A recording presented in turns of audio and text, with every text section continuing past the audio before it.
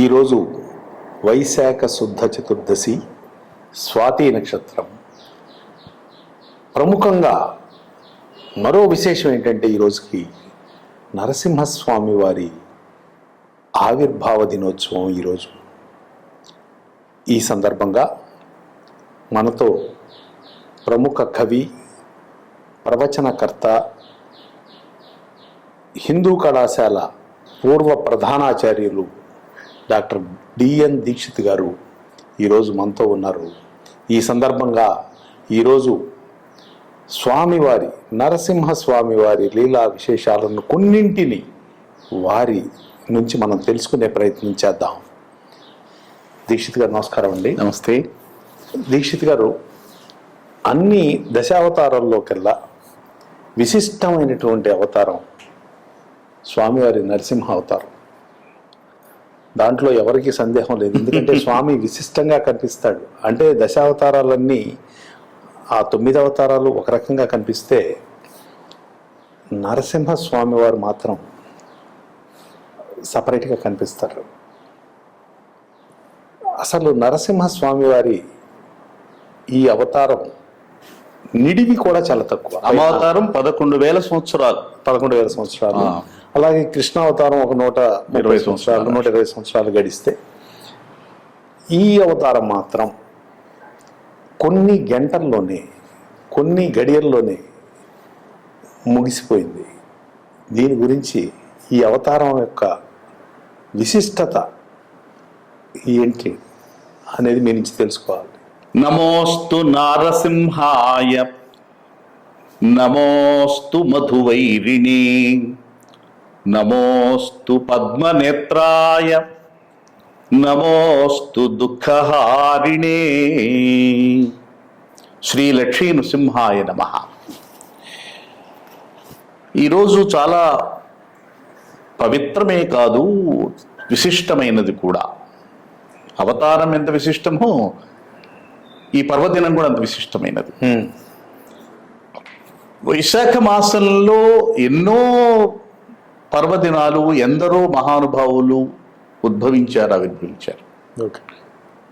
వైశాఖ శుద్ధ పంచమి శంకర జయంతి, వైశాఖ శుద్ధ సప్తమి గంగానది ఉత్పత్తి, విద్యారణ్య స్వామి జయంతి. ఇక మరి వైశాఖ శుద్ధ చతుర్దశి స్వాతి నక్షత్రంతో కూడి ఉన్న ఈ శుభవేళ నృసింహ జయంతి. ఇక రాబోయేది వైశాఖ బహుళంలో హనుమత్ జయంతి, దశమి, పూర్వభాద్ర నక్షత్రం. ఇట్లా చూస్తే వైశాఖ మాసం అంతా కూడా మహానుభావులందరూ ఉద్భవించినటువంటిది. అందుకని వైశాఖ చాలా గొప్పది. ఇటువంటి వైశాఖ మాసంలో నృసింహ జయంతి భక్తజనుల్ని అలరింపజేస్తుంది. ఎక్కడ చూసినా నృసింహ ఆలయాలన్నీ కూడా మరి నృసింహ నామస్మరణతో ప్రతిధ్వనించిపోతూ ఉంటాయి. ఇది గొప్ప విషయం. ఈ శుభ సందర్భంలో వీక్షకులందరికీ, భక్త బంధువులకి శ్రీ నృసింహ జయంతి శుభాకాంక్షలు. ఆ స్వామి అనుగ్రహం అందరికి కలగాలని కోరుకుంటున్నాం. మీరు అన్నట్లుగానే నృసింహస్వామి అవతారం చాలా విశిష్టమైనది. అది అత్యల్పకాలమే అయినా కూడా స్వామివారు మనకు అందించినటువంటి సందేశం మాత్రం అది సార్వజనీనమైనటువంటిది. అంటే ప్రపంచమంతా కూడా తలదాల్చవలసినటువంటి గొప్ప సత్యాన్ని అందించారు. సార్వకాలికం కూడా, సార్వజనీనం, సార్వకాలికం. అందుకే యుగాలు గడిచిపోయినా కూడా ఆ జయంతులు మనకిచ్చేటువంటి గొప్ప సందేశాలు మాత్రం చెదిరిపోవటం లేదు, అలాగే ఉంటున్నాయి. అదే కదా గొప్పతనం. మరి ఇప్పుడు ఈ పర్వదినాలకి అదే కదా, అంతేగాని ఏవో పండుగలు ఆర్భాటం చేసుకోవడం ఒకటే కాదు కదా. వాటి నుంచి మనం ఏం నేర్చుకోవాలి అనేది కదా ప్రధానమైనది. అట్లా చూసినట్లయితే ఈ నృసింహ జయంతిలో నృసింహస్వామి వారి యొక్క అవతారం యొక్క గొప్పతనం ఏంటో, నృసింహస్వామి అవతారం వల్ల మానవ జాతికి ఎటువంటి గొప్ప సందేశం అందిందో తెలుసుకోవటమే పరమార్థం. స్వామి ఆవిర్భవించిందే ఒక విశిష్టమైనటువంటి ప్రయోజనం. అదేమిటి అంటే ఆస్తికత్వానికి ఆలంబనగా అవతారం వచ్చింది. సర్వాంతర్యామి అయినటువంటి వాడు భగవంతుడు. అంతటా నిండి ఉన్నాడు. అంతర్బహిశ్చ తత్సర్వం వ్యాప్య నారాయణ స్థిత అని మనకి మంత్రపుష్పంలో చెప్పుకుంటున్నాం. అంటే పరమాత్మ అయినటువంటి నారాయణుడు అంతటా వ్యాపించి ఉన్నాడు. అంతహా లోపల, బహిశ్చ బయట కూడా వ్యాపించి ఉన్నాడు. ఆయన సర్వాంతర్యామి. సర్వాంతర్యామి అయినటువంటి భగవంతుడు లేడు అనేటువంటి నాస్తికునికి, అందులోనూ తనను కన్న తండ్రికి ఎలా నచ్చజెప్పాలి? ఇదొక పెద్ద సవాలు. ఎవరికి అంటే ప్రహ్లాదుడికి. తండ్రి భగవంతుడు లేడంటున్నాడు. ఉన్నాడని నమ్మకమా? గుండెల నిండా ఉన్నవాడు ప్రహ్లాదుడు. విచిత్రం చూశారా? ఇప్పుడు ఈ దేహమే శాశ్వతము అని దేహాభిమానం కలిగినటువంటి వాడికి, అంటే మోహం నిండినటువంటి వాడికి భగవంతుడు ఉన్నాడని విశ్వాసం ఎలా కలుగుతుంది? భగవంతుడు సాక్షాత్కరించడం ఎలా? రెండు, హిరణ్యకశిపుడు అనేటువంటి వాడు ఆ భావంతో ఉన్నవాడు, మోహానికి ప్రతీక. అసలు పేరులోనే ఉంది అది. హిరణ్యం అంటే బంగారం, కశిపు అంటే వస్త్రం.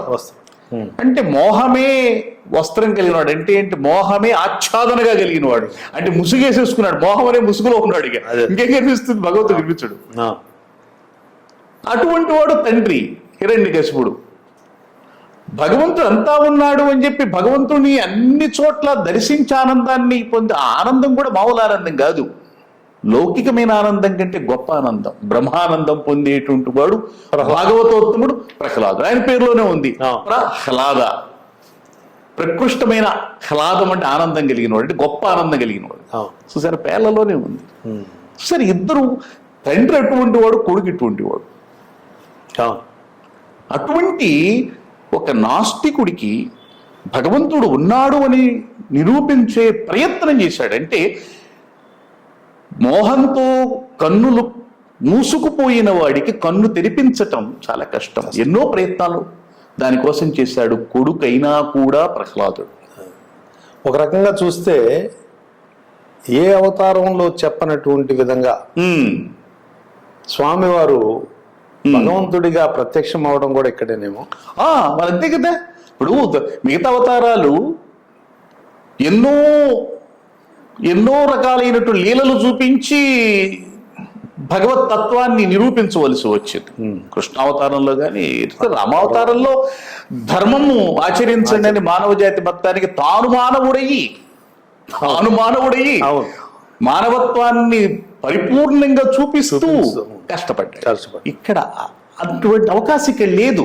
ఎందుకని అంటే భగవంతుడు అంతా ఉన్నాడు అని నిరూపించడం కోసం ఎన్నో తంటాలు పడ్డాడు. ఆ వ్యామోహంలో ఉన్న తండ్రిని కన్ను తెరిపించి ఆయనకి చెప్పటం కోసం.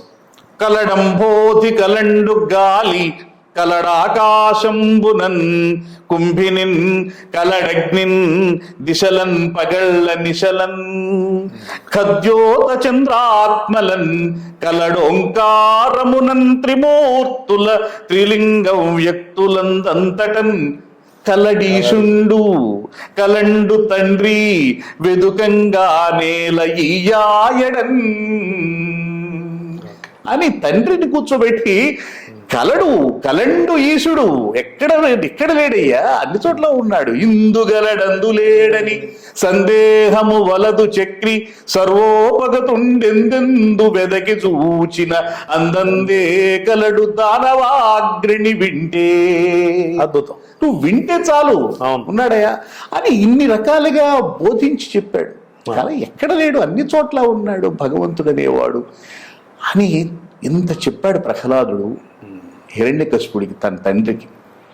అటువంటి అద్భుతమైనటువంటి విశ్వాసం కలిగినటువంటి వాడు ప్రహ్లాదుడైతే, ప్రహ్లాదుని యొక్క విశ్వాసాన్ని నిలబెట్టడం కోసం, అంటే ఈ సృష్టిలో భగవంతుడు ఉన్నాడు అనేటువంటి వాడికి ఆ విశ్వాసానికి భగవంతుడు చేయూతనిచ్చినట్లుగా, ఇప్పుడు తనకు తాను నమ్మకం లేనటువంటి వాడికి నమ్మకం కలిగించాలి అంటే ఆ భక్తుడు వెనకాల భగవంతుడు నిలబడాలి.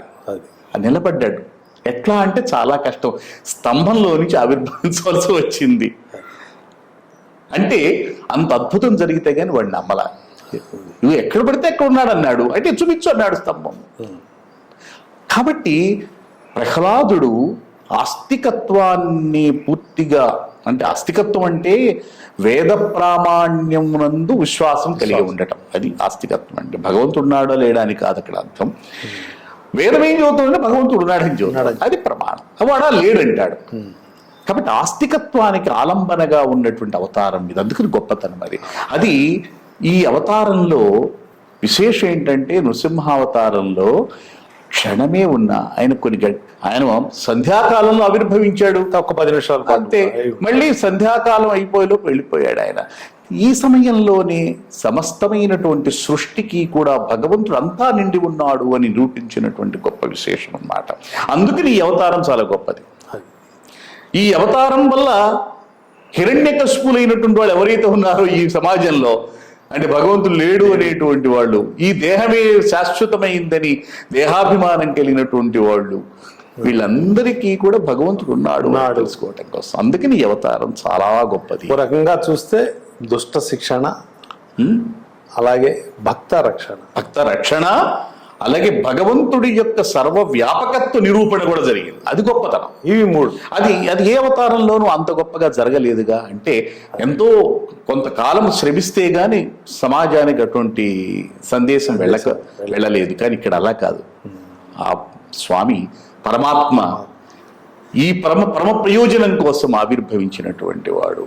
అందులోనూ వాడు అడిగినటువంటి వరాలకు తగ్గట్టుగా, అటు పగలు కాదు, ఇటు రాత్రి కాదు, సంధ్యా సమయంలోను, అటు మానవుడు కాదు, ఇటు జంతువు కాకుండా రెండు బయట కాకుండా గడప మీద, ఇట్లా ఇన్ని రకాలుగా వరాలకు అనుగుణంగా తన రూపాన్ని మలచుకుని భగవత్ స్వరూపాన్ని నిరూపించటం కోసం ఆవిర్భవించిన అత్యద్భుతమైనది, అత్యంత విశిష్టమైనటువంటిది గొప్ప అవతారం. అది విశేషం. స్వామివారిది అందరూ ఇప్పుడు రామావతారం కానీ, ఎక్కడైనా రాముల వారి గుడి కానీ, లేకపోతే ఈ కృష్ణుడు కానీ, ఈ గుళ్ళన్నీ కూడా మనం చూస్తూనే ఉంటాం. కానీ నరసింహస్వామి వారి గుళ్ళన్నీ గుట్టల మీద, కొండల మీద వెలిసి ఉండటం నిజంగా ఆశ్చర్యమే. ఇవి ఎక్కువ ఇలా గుట్టల మీదే స్వయంభూ క్షేత్రాలన్నీ వెలిసి ఉన్నాయి. వాటికి ఏంటంటారు? చాలా మంచి ప్రశ్నే. సాధారణంగా క్షేత్రాలు కొన్ని పర్వత శిఖరాల మీద ఉన్నాయి. తిరుమల పర్వత శిఖరం, తిరుత్తడి ఉన్నాయి, శ్రీశైలం కొన్ని ఉన్నాయి, కొన్ని నదీ తీరాల్లో ఉన్నాయి, తీర్థక్షేత్రాలు అంటాం. కానీ నరసింహ క్షేత్రాలన్నీ మాత్రం కొండల మీదే ఉన్నాయి, తక్కువగా ఉన్నాయి, చాలా తక్కువ. ఎందుకని అంటే ఇక్కడ కూడా ఒక విశేషం, 2 విషయాలు చెప్పుకోవచ్చు. అవతారమే నరసింహ అవతారం. సింహం గుహలో ఉంటుంది కదా, పర్వత గుహలో ఉంటుంది కాబట్టి సింహం, అది ఒకటి. 2, పర్వతము గుహ. పర్వతము అంటే ఏమిటి? అది ఉన్నతమైనది.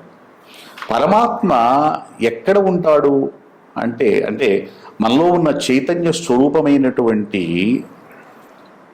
పరమాత్మ ఎక్కడ ఉంటాడు అంటే మన హృదయంలో ఉంటాడు. ఆత్మ గుహాయాం నిహితోస్య జంతో అని చెబుతోంది. అంటే జీవుడి యొక్క శరీరము లోపల గుహలో ఉంటాడు అని, అంటే హృదయ కుహరంలో ఉంటాడు. కాబట్టి పర్వతాల గుహల్లో పరమాత్మ ఉండటంలో కూడా అదొక రహస్యం. అది ఒకటి. అంతేకాదు, ఇంకోటి ఏమిటంటే మనలో ఉండేటువంటి చైతన్యము, అంటే మనలో ఉండేటువంటి కుండలిని శక్తి అంటాం యోగ శాస్త్రంలో. ఆ కుండలిని శక్తి మన వెన్నుపూస దిగువ భాగంలో ఉండేటువంటి మూలాధారం నుంచి ప్రారంభమై సాధన ద్వారా అది శిరస్సు నందు ఉండేటువంటి సహస్రారం దగ్గరకు చేరుకున్నప్పుడు అక్కడ బ్రహ్మానందం కలుగుతుంది. అది ఆనందానికి ప్రాకాష్ఠ, చివరి అవస్థ. కాబట్టి పరమాత్మ కూడా ఉన్నతమైనటువంటి స్థానంలో ఉండాలి. నరసింహస్వామి పూర్తిగా పరమాత్మ స్వరూపం. ఎందుకంటే భగవంతుడు ఉన్నాడు అని నిరూపించడానికి భగవంతుడే వచ్చాడు. అంతే కదా. ఇప్పుడు లౌకికుడు భగవంతుడే స్వయంగా భగవంతుడు ఉన్నానికి నిరూపించి స్వయంగా వచ్చి సాక్షాత్కరించినటువంటి వాడు కదా.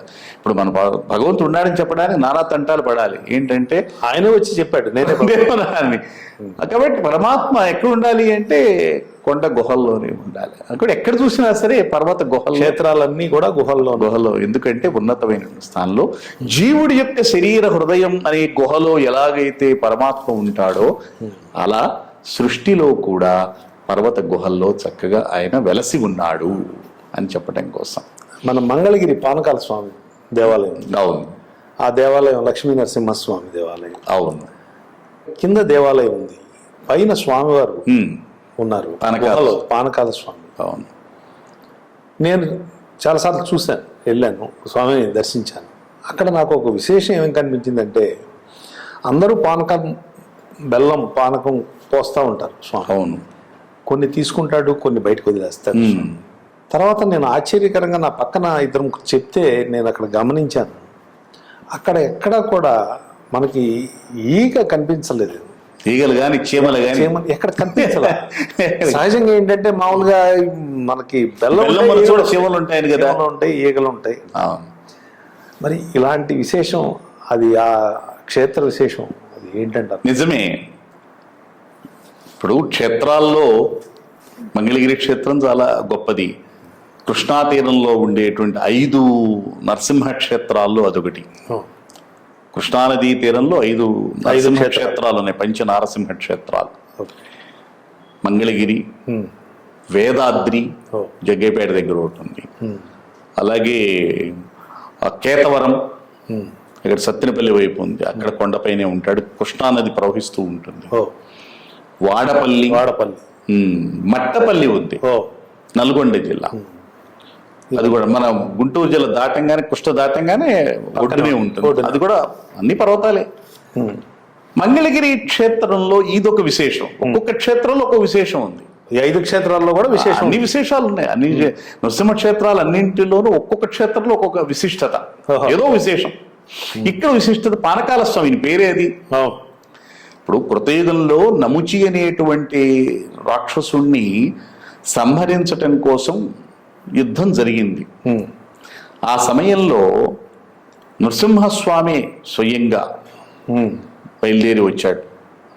అంటే శ్రీమన్నారాయణమూర్తి వాడిని చంపడం కోసం వచ్చినప్పుడు ఈ మంగళగిరి ప్రాంతంలో ఈ కృష్ణా తీరంలో యుద్ధం జరిగినప్పుడు అక్కడికి వచ్చి వాడిని సంహరించిన తర్వాత ఆ స్వామి యొక్క ఉగ్ర రూపాన్ని శాంతింపజేయటం కోసం దేవతలందరూ కూడా అమృతాన్ని స్వామివారికి అభిషేకం చేశారు. అప్పుడు స్వామివారు తాను స్వగం స్వీకరించి స్వగం దేవతలకి ఆయన అనుగ్రహించాడు.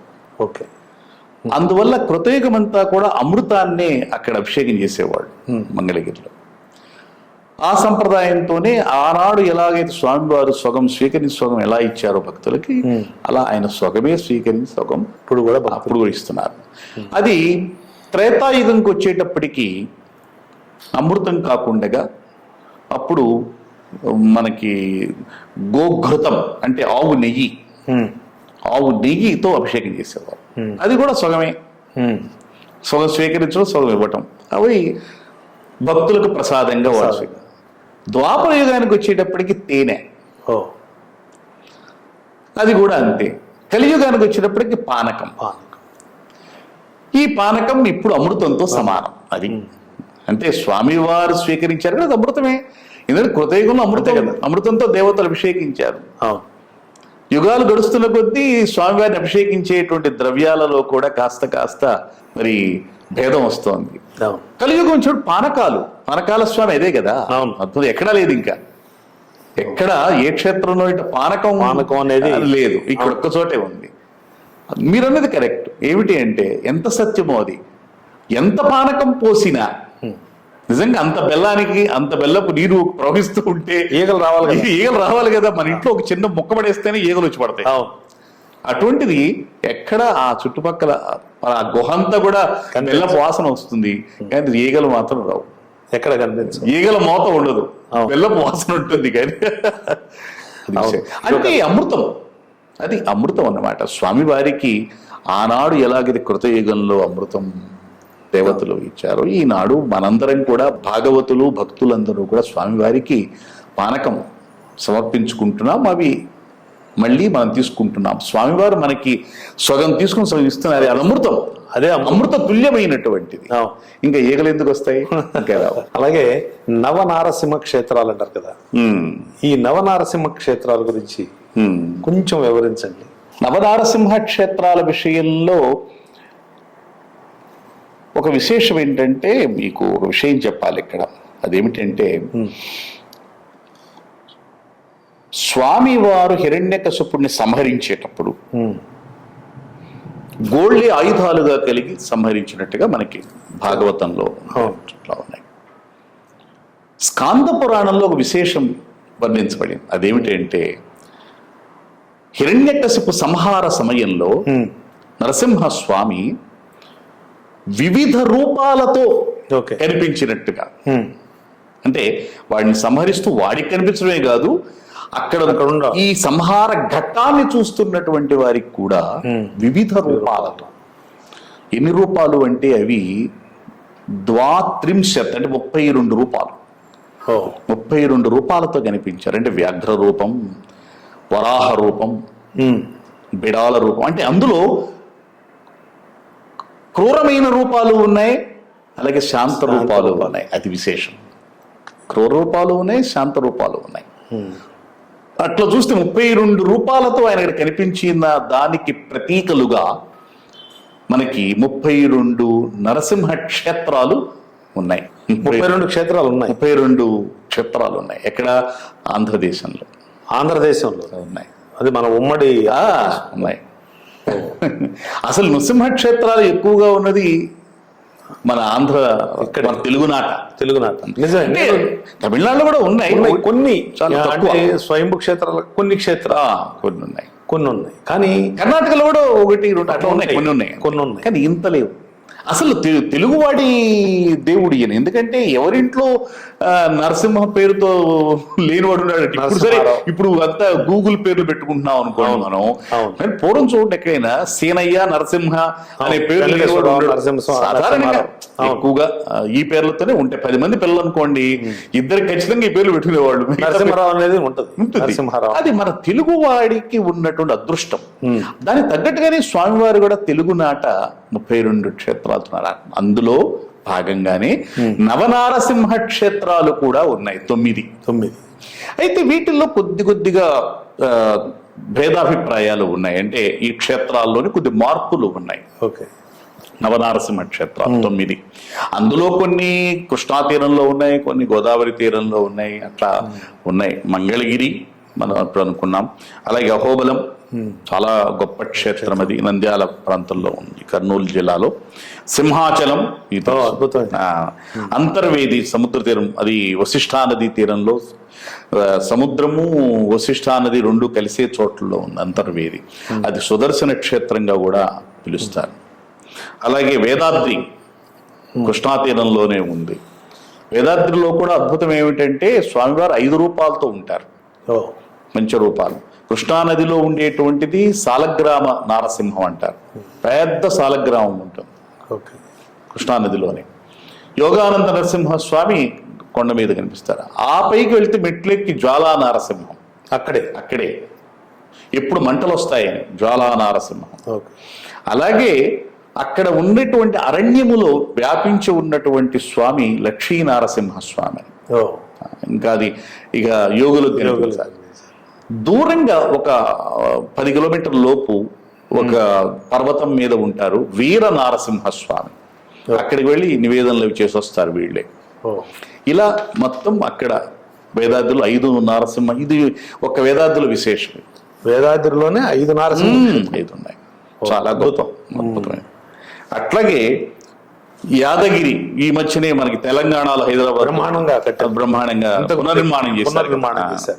కదిరి అలాగే ఆగిరిపల్లి కృష్ణా జిల్లాలోని చాలా గొప్పది. వ్యాఘ్ర నరసింహస్వామి అంటారు ఆయన్ని. ఆగిరిపల్లి చాలా గొప్ప క్షేత్రం. అలాగే నగరిలో కూడా నరసింహస్వామి నగిరిలో ఉన్నారు. ఇవి నవనారసింహ క్షేత్రాలని. వీటిలో కొద్ది తేడాలతో అక్కడక్కడ కొన్ని మార్పులతో నవనారసింహ క్షేత్రాలని, ఏది ఉన్నప్పటికీ కూడా నవనారసింహ క్షేత్రాలు సుప్రసిద్ధంగా ఉన్నాయి. అయితే వీటితో పాటు అహోబలంలో ఒక్కచోటే నరసింహస్వామి కూడా 9 రూపాలతో కనిపిస్తారు. కాబట్టి అహోబలంలో కూడా నవనారసింహులు ఉన్నట్టు. అహోబలం ఒక క్షేత్రంలోనే 9 రూపాయలుగా కనిపిస్తారు నవనారసింహులు. ఓకే, అక్కడ కూడా. అందుకని అహోబలం వెళ్ళినటువంటి వాళ్ళు ఈ 9 నరసింహ రూపాలను కూడా దర్శిస్తారు. ఈ సంప్రదాయం. సింహాచలం విశిష్టత, స్వామివారి నిజస్వరూపం సంవత్సరానికి ఒక్కరోజే మనకి నిజరూప దర్శనం జరుగుతుంది. అవును. దాని తర్వాత అంతా గంధపు పట్టు అలా వేసుకుంటా సంవత్సరం అంతా ఉంటే ఒక్కరోజే తీసి స్వామివారిని ఆ రోజు చూపిస్తారు. అవును. దాని గురించి ఏమైనా చెప్పండి. అసలు విచిత్రం ఏంటంటే ఇప్పుడు మనం అనుకున్న 32 రూపాలతో హిరణ్యకశిపు సంహారం అప్పుడు కనిపించారు స్వామివారు. ఈ 32 రూపాలలో వరాహ రూపం కూడా ఒకటి. ఆ వరాహ రూపమే సింహాచలంలో కూడా మనకి గోచరిస్తుంది. అయితే విచిత్రం ఏంటంటే ఏ క్షేత్రంలోనైనా స్వామిని పరిపూర్ణంగా మనం దర్శించవచ్చు. వారానికి ఒకసారి అభిషేకం చేశారనుకోండి, లేదా శ్రవణ నక్షత్రం అభిషేకం చేశారనుకోండి కనిపిస్తుంది.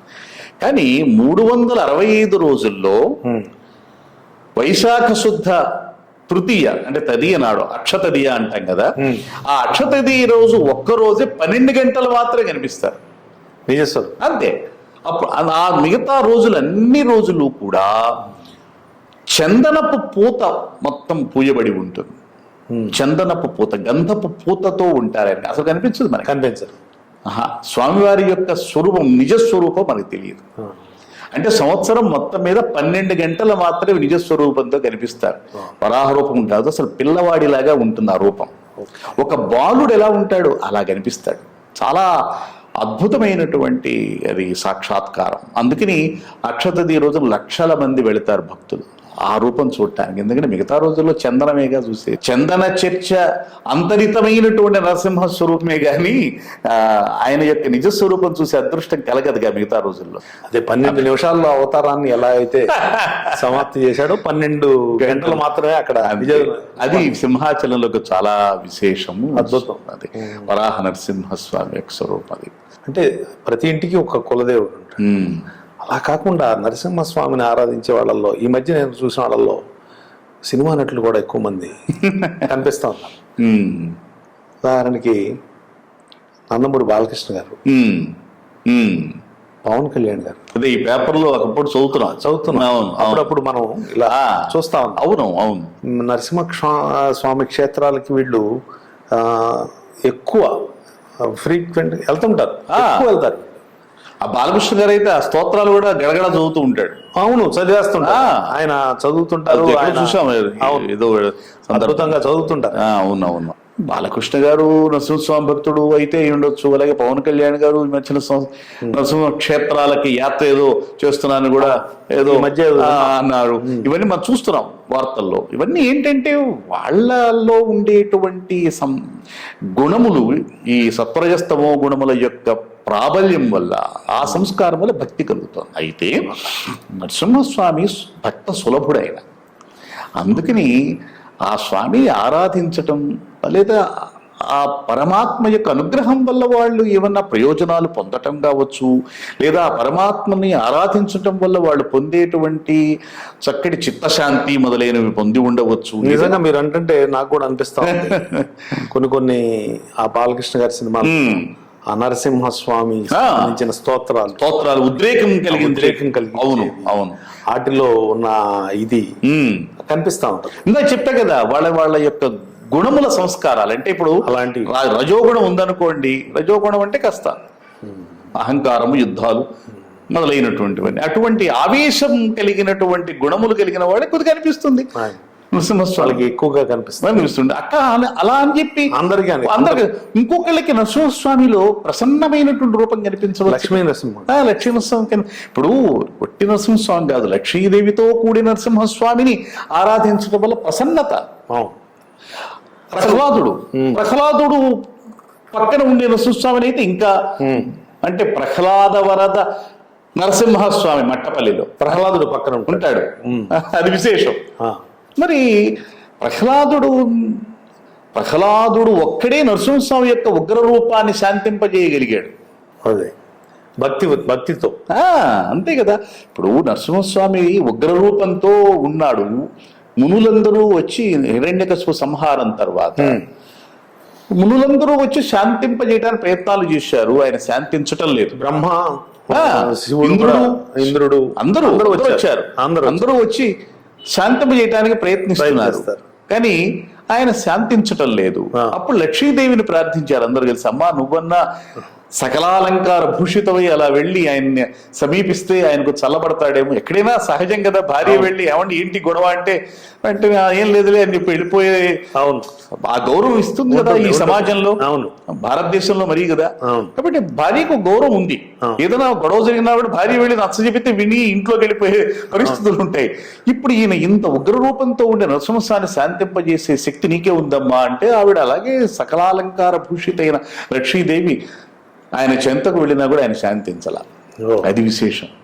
అప్పుడు ఋషులందరూ ఒకటే అడిగారు, ఇంక ఒకే ఒక్కడు ఆయన శాంతింపజేయగలిగిన వాడు ఎవడు అంటే ఆయనకి ఇష్టుడైనటువంటి పరమ భాగవతోత్తముడు భక్తుడు ప్రహ్లాదుడు ఒక్కడే. అప్పుడు వెళ్ళి స్వామివారిని చక్కగా స్తుతిస్తే ఆయన ఆనందంతో చిరునవ్వులు నవ్వుతూ దగ్గరకు తీసుకొని తల నిమిరి తన యొక్క శీతల హస్తాన్ని ఆ ప్రహ్లాదుడి చేతి మీద ఉంచాట. ప్రాభవమప్ప నొత్కట కృపామతి కదియంగజీరి సంశోభిత దృష్టి సంఘముల చూచుచూ తన యొక్క చక్కటి చూపులు అతని మీద ప్రసరింపజేస్తూ వాత్సల్యపూరితమైనటువంటి వాత్సల్య రసవాహినులైన చూపుల్ని అతని పైన అలా పొంగులు వారుస్తూ బాలుని మౌళియందు అతని శిరస్సు మీద లోకాభినుతుండు వెట్టే అసురాంతకుడు ఉద్భటకాల సర్ప భీతాభయ దాన శస్తము అనర్గళ మంగళ హేతు హస్తమున్ సమస్త మంగళములకు శుభములకు కారణమైన తన హస్తాన్ని అలా ప్రహ్లాదుడి శిరస్సు మీద ఉంచి ఆయన చల్లని చూపులు ప్రసరింపజేస్తూ ఆయన కూడా తన ఉగ్రత్వాన్ని ఉపసంహరించుకొని ప్రసన్నుడయ్యాట. చూడండి ఎంత అద్భుతం. ఇప్పుడు ఆయన గొప్పతనం అంటే భక్తుల పైన వాత్సల్యం అంత గొప్పది నరసింహస్వామికి. అందుకని ప్రహ్లాద వరదుడు ఆయన. అందుకే శంకరాచార్యుల వారు కూడా స్తుతిస్తూ స్వామివారిని ప్రహ్లాద నారద పరాశర పుండరీక వ్యాసంబరీష శుకశౌనక హృన్నివాస భక్తానురక్త పరిపాలన పారిజాత లక్ష్మీను సింహ మమ దేహి గరావలంబం. మరి ఆయన భక్తానురక్త పరిపాలన పారిజాత అట. అందువల్ల నరసింహస్వామిని ఆరాధించటంలో అసలు ఆయన ఒక రకం చెప్పాలి అంటే నృసింహక్షేత్రాల నిండా ఎవరుంటారు చూడండి మీరు, భక్తులు అందరూ కూడా గిరి ప్రాంతాలు కొండల ప్రాంతాల నుంచి వచ్చిన వాళ్ళు, కష్టాల్లో ఉన్నటువంటి వాళ్ళు. మీరు ఎక్కడైనా వెళ్ళండి చూడండి, వేదాద్రి కానీ లేకపోతే వాడపల్లి కానివ్వండి, మట్టపల్లి కానివ్వండి, ఇది ఏ క్షేత్రం వెళ్ళండి, ఏ మూల కదిరి ధర్మపురి ఏవైనా వెళ్ళండి నృసింహక్షేత్రాలు. అందరూ బాధలతో ఉన్నటువంటి సాధారణమైనటువంటి జనులు కనిపిస్తారు మీకు. అందుకే సంపన్నులు చాలా తక్కువ. అద్భుతం. అంతేకాదు రోగాలు కూడా పోగొడతాడు ఈయన. రోగాల బారిన పడ్డ భక్తులు కూడా ఇక్కడ ప్రదక్షిణాలు చేస్తూ ఉంటారు. ఇంకో విషయం, ఇందాక 32 అని చెప్పాను సంఖ్య, అది మట్టపల్లిలో 32 ప్రదక్షిణాలు చేస్తారు. ఈ సంఖ్య 32 సంఖ్య ఆయనకి ఇష్టం. అందుకని 32 క్షేత్రాలు. ఈ 32 క్షేత్రాలకు వెళ్ళటం కూడా అనుష్టుప్ యాత్ర అంట. పవన్ కళ్యాణ్ గారు 32 క్షేత్రాలకు నేను అనుష్టుప్ యాత్ర చేస్తాను నేను ఇప్పుడు ఆశ్చర్యపోయాను. అది అంటే ఆయన మూల మంత్రానికి 32 అక్షరాలు ఉన్నాయి, నరసింహ మూల మంత్రానికి. కాబట్టి 32 ఈ అక్షరాలకు బీజాక్షరాలకు ప్రతీకలుగా 32 నృసింహ క్షేత్రాలు.